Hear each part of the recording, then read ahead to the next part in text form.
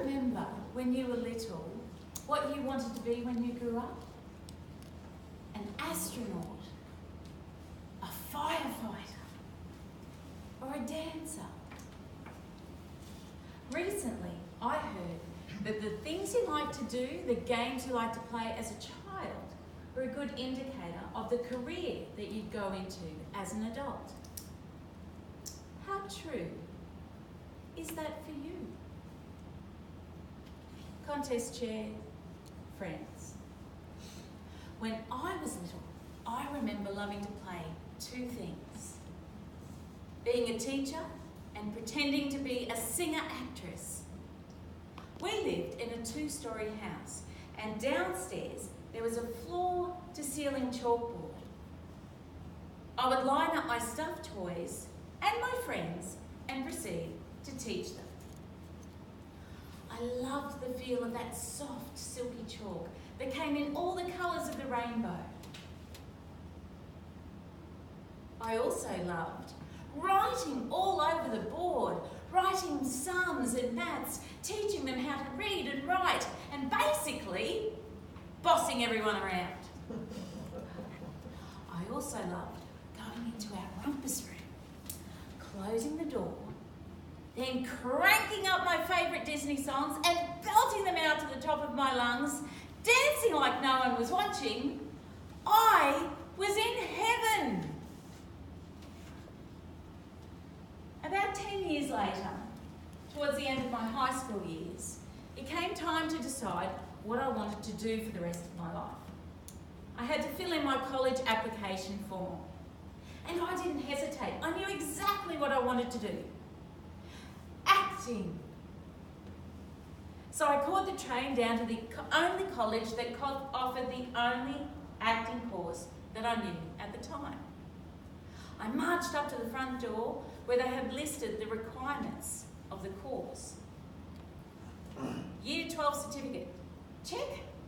Minimum TE score, 800, check. And then I saw it. Audition? I can't do that. That's way too scary.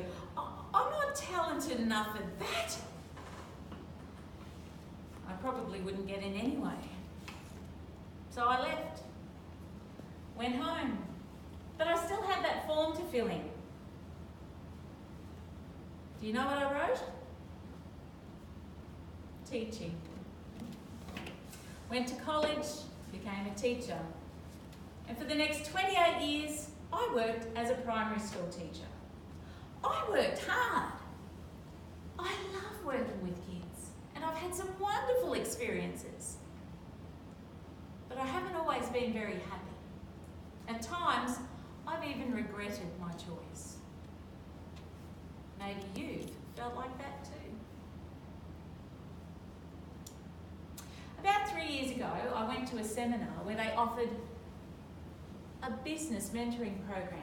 I remember sitting there, surrounded by all of these people in business, thinking, I've got nothing. I don't know anything about business. I've been in a classroom my whole life. But a spark went off inside me because they were talking about speaking as well. That was going to be a part of the program, and I decided to go for it. However, I had to borrow a substantial amount of money to do it. Then I decided to tell my family. Have you ever heard of the word intervention? I went to my sister's house. There was my mother and father, my 3 adult nephews, and my sister and brother-in-law. My sister started asking me questions. So I read out what I was going to get for the 12 months. Over the next 12 months, you'll receive weekly one-on-one calls with my head coach. You'll receive all of your social media platforms set up, and I can't do it anymore. I don't want to teach anymore. I never wanted to do it in the first place. Kerry, made you? I know that, Mum. I'm just saying. I just can't do it anymore. Kerry, stop it. You're shaking. You're scaring me.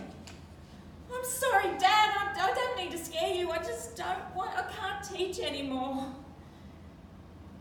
Then my sister. Would you like a sandwich?